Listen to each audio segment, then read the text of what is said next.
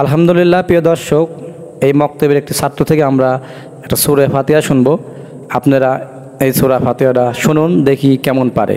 আসসালামু আলাইকুম ওয়া রাহমাতুল্লাহ। ওয়ালাইকুম আসসালাম। কেমন আছো তুমি? ভালো আছো? জি। আচ্ছা, তুমি আমাদের একটু সূরা ফাতিহা শোনাও। আউযু বিল্লাহি মিনাশ শাইতানির রাজিম। বিসমিল্লাহির রাহমানির রাহিম। আলহামদুলিল্লাহি রাব্বিল আলামিন। আর-রাহমানির রাহিম। মালিকি ইয়াউমিদ্দিন। ইয়্যাকা না'বুদু ওয়া ইয়্যাকা নাস্তাঈন।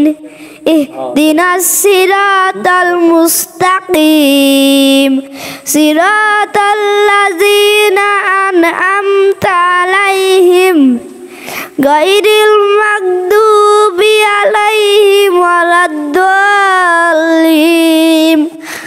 আমিন।